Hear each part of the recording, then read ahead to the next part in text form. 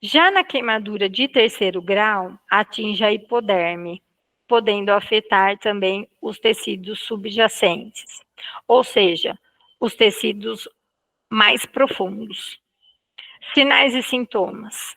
Aí eu vou ter uma aparência esbranquiçada, endurecida e carbonizada, os vasos trombosados, a hipotermia e indolor. Por quê? Porque aquele local já praticamente está carbonizado, está necrosado. Eu não tenho como mais reverter esse quadro. E as causas mais comuns de necrose em queimadura de terceiro grau é contato direto com chamas, produtos inflamáveis, produtos químicos e corrente elétrica.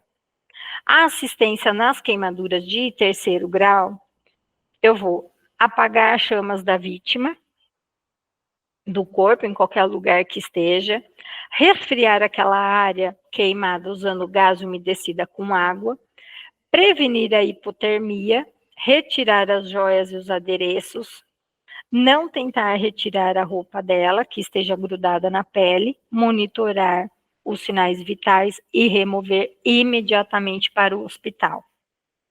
Já na parte das hemorragias, a hemorragia ocorre quando? Quando eu tenho uma perda de sangue excessiva, devido a um rompimento de um vaso sanguíneo, uma artéria ou até uma veia. A hemorragia abundante, não controlada, pode levar o indivíduo à morte, ao óbito, de 3 a 5 minutos. E nós temos aí 3 tipos de hemorragia: arterial, venosa e capilar. Como proceder? Vou fazer pressão diretamente sobre o local para estancar a hemorragia, dependendo do local, com compressa de gás e pano limpo, ou um lenço limpo também. Em caso de pernas ou braços amputados, esmagados ou dilacerados, eu vou usar um torniquete. Esse torniquete eu vou pegar um pedaço de pano também, comprido, meio extenso, e eu vou sempre fazer 10 centímetros acima do local para tentar estancar um pouco esse sangue. Nós temos aí como exemplo uma hemorragia interna, que eu vou ter como sinal pulso fraco, pele fria, suores abundantes, palidez intensa, a mucosa descorada. A pessoa pode apresentar sede, tontura e às vezes inconsciência também. Como que eu vou proceder? Vou manter o paciente deitado, aplicar compressas frias na possível região atingida e logo em seguida um procedimento de estado de choque. O que eu vou fazer? Vou deitar o indivíduo de costas, se não houver suspeita de lesão na cabeça, pescoço ou coluna. Eu vou levar as pernas do indivíduo cerca de 30 centímetros para cima, para melhorar essa circulação de sangue. Manter a vítima aquecida, e eu não vou oferecer nada, nem para beber e nem para comer. Porque ele, nesse meio tempo, ele pode engasgar e regurgitar, vomitar, e ele pode acabar engasgando com o próprio vômito. E eu vou monitorar os sinais vitais até chegar um socorro especializado também. Na hemorragia nasal, a gente pode ter aí como sinal tosse com golfadas de sangue vermelho rutilante, que eu vou posicionar a cabeça da pessoa para trás e comprimir a narina sangrante durante aí 5 minutos e soltar levemente. Se a hemorragia não parar, não cessar, eu uso um tampão de gaze por dentro da narina e coloco um pano frio sobre o nariz. Isso acontece muito agora nesses dias de calor, né? A gente pode ter aí tem aí como exemplo, esses dias que está fazendo muito calor, a gente tem muita dor de cabeça, muita pressão na cabeça e pode sangrar o nariz. E a gente pode proceder dessa forma. Hemorragia dos pulmões. Tem uma síndrome que ela é rara, mas pode acometer os rins e os pulmões, que chama doença de Gudsperr, que ela comete essa parte dos pulmões e dos rins, chamada doença de Gudsperr. Como que eu vou proceder? Deito a vítima em posição lateral, faço compressas e, se possível, aguardar a chegada de um socorro médico. Evitar que a pessoa fale e manter calma. Quando que eu vou saber que ela está com uma hemorragia do pulmão? Ela pode ter ingerido produto químico ou inalado. Muitas vezes as pessoas hoje ainda costuma-se fazer isso, não é certo, tá? Um exemplo para vocês, eu conheço alguns mecânicos de automóveis mesmo, que vão sugar, precisam tirar a gasolina do tanque, e ao invés de pegar aquela bombinha, utilizar uma bombinha, eles começam a sugar na borrachinha e acaba ingerindo um pouco de gasolina ou álcool, algumas vezes até óleo, né, diesel. Então, gente, a gente precisa tomar muito cuidado com isso, porque assim, não é na primeira vez, não é na segunda, mas a gente tem aí as doenças que são um efeito cumulativo, vem de tempos isso, né, é lá de trás para os dias de hoje. A gente precisa tomar mais cuidado. Eu acho legal a gente ter essa consciência que as coisas não acontecem na hora, mas é um efeito cumulativo que vem assim, ó, lá de trás e as consequências vão chegando. É aquela verdadeira frase: a conta vai chegar para pagar. Hemorragia do estômago, observe os sinais como enjoo, dor, vômitos com sangue escuro, até um aspecto de borra de café.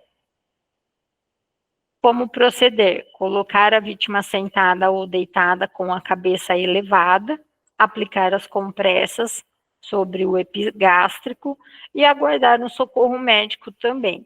Isso também pode acontecer no caso de uma ingestão de produto químico. A parte das lesões nos olhos.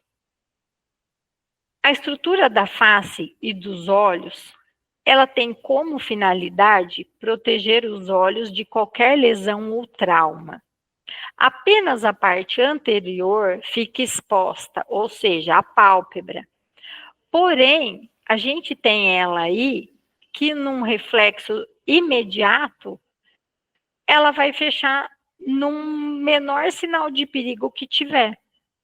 Inúmeras situações podem causar as lesões oculares, mas, felizmente, a maioria diz respeito à presença de corpos estranhos sobre a córnea e, após 3 dias retirados, não deixam sequela nenhuma. Outras, porém, podem causar perda de visão se não tratadas adequadamente. Então, a gente tem aí um corpo estranho. Um corpo estranho, ele pode ser flutuante, que pode ser um cisco, uma areia, uns cílios. Que eu vou fazer o quê? Eu vou lavar o olho com colírio, soro ou água corrente. Se não melhorar, eu procuro um médico. No caso, em 3 dias, eu vou ver que vai ter uma melhora, eu não vou precisar recorrer ao médico. Porém, eu tenho a parte do herpes, que é uma inflamação e uma infecção também por vírus, tá? E uma vez esse vírus instalado, ele não morre mais. Lembre-se sempre que o herpes é um vírus e ele não morre enquanto tiver uma célula viva no nosso corpo. O que ocorre com o vírus do herpes? Ele fica em estado de latência, ou seja, ele dorme. Imagina como o meu sistema imunológico tá bom, eu tô com a vitamina em ordem, eu tô com sais minerais em ordem, eu tô com o sistema imunológico lá em cima, né? Tá tudo bem. Ele vai aparecer? Não, ele não vai.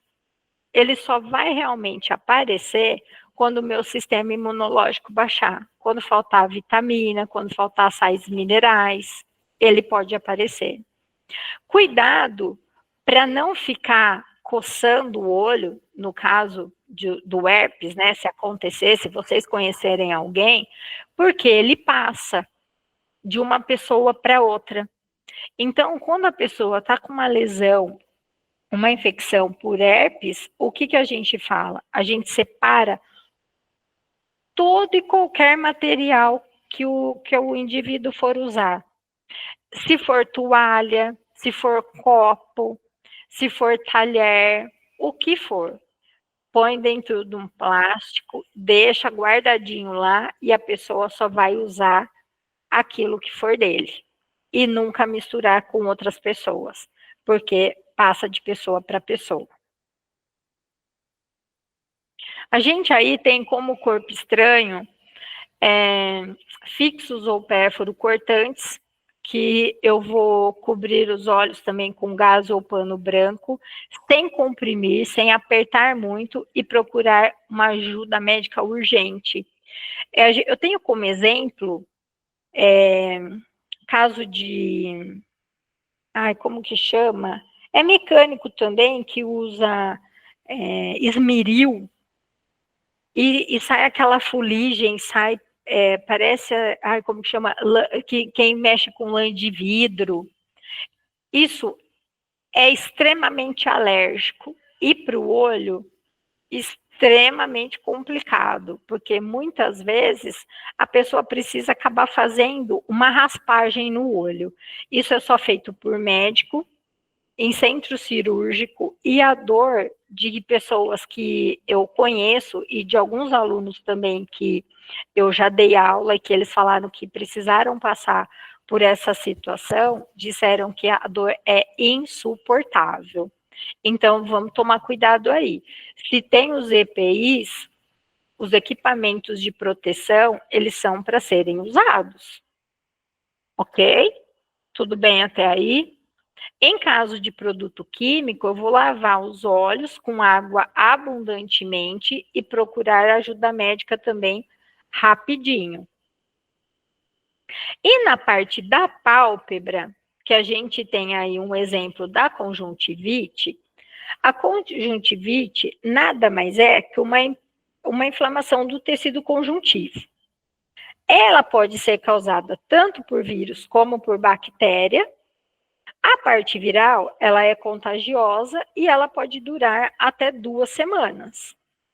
Na parte da bactéria, ela tem uma secreção, ela pode apresentar uma secreção amarelada ou esverdeada, e os tratamentos são feitos com antibióticos. Isso só através de médicos, tá, gente? Aí precisa procurar um médico para ele passar um colírio aí para quem estiver precisando de um tratamento para conjuntivite. A gente não consegue tratar de outra forma. E nunca esfregar os olhos e lavar sempre as mãos. Peguei num produto químico, lavo a mão. Soda cáustica, desinfetante, tomar muito cuidado com esse tipo de produto, principalmente em criança também, não é só em adulto, não. A parte de intoxicação, inalação de gases e vapores. Em ambientes fechados, não acionar interruptores ou outros produtores de faíscas, se houver suspeita de gases naquele local que você estiver. Utilizar sempre as máscaras para entrar no local, remover a vítima para um local arejado, monitorar primeiramente os sinais vitais e, se necessário, aplicar a técnica de PCR e pedir ajuda. A técnica de PCR a gente também vai estar fazendo em aula presencial. Ingestão de produtos. Na maioria dos casos, os acidentes ocorrem dentro de casa mesmo, envolvendo uma boa parte de criança. A gente tem aí um centro de intoxicação, que a gente pode ligar e aguardar as orientações. Se possível, sempre ter em mãos o rótulo ou a embalagem do produto engolido ou inalado, porque vai ficar mais fácil para as pessoas que estiverem te atendendo passar as orientações. Mas o que a gente tem de primeiras orientações é nunca provocar vômito, sem orientação de ninguém, e principalmente se for ingerido soda cáustica, derivados de petróleo, ácidos, água de cal, alvejantes ou desinfetantes. Nunca dê azeite, óleo ou leite para a pessoa que tiver com intoxicação. Observar a respiração e o pulso e encaminhar para um pronto-socorro mais rápido possível. A gente não tem o que fazer sem saber primeiro do que foi ingerido. E tem uma equipe técnica especializada para esse tipo de procedimento e ingestão de produtos. A parte de convulsão, que elas são contrações e relaxamentos repentinos e violentos dos músculos, geralmente causado por atividade elétrica incontrolada. Uma vez que a convulsão iniciou, eu não consigo cessar, eu não consigo parar essa convulsão. Cada uma vai durar cerca de 30 a 40 segundos, você vai deixar a pessoa do jeito que ela tiver. A hora que terminar, que passar a primeira convulsão, eu também vou monitorar se, às vezes, tem pessoas que ela sofre uma convulsão só, outras, assim, tem um tempinho, vamos supor, de 1 minuto e meio tem outra, mas aí já dá tempo de você fazer alguma coisa.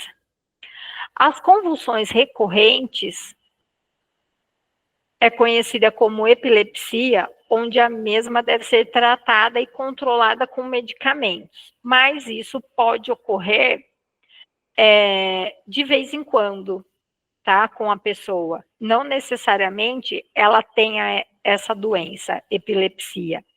Pode acontecer por ela ter utilizado álcool, por ela ter usado barbitúricos, que são sedativos hipnóticos, que aí vai causar uma intoxicação, lesões ou doenças cerebrais, um tumor cerebral, uma asfixia, abuso de drogas, choque elétrico, febre alta, principalmente em criança, lesões na cabeça, uma pancada, doenças cardíacas, problemas de coração, pressão muito alta, meningite, envenenamento ou um derrame cerebral.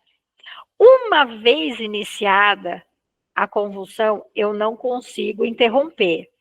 Eu somente vou proteger essa vítima de se machucar, lateralizando a cabeça dela e verificando um tempo entre uma convulsão e outra.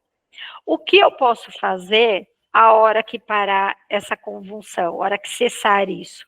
Eu vou afrouxar as roupas, retirar os objetos pessoais para ela não se machucar e proteger a cabeça.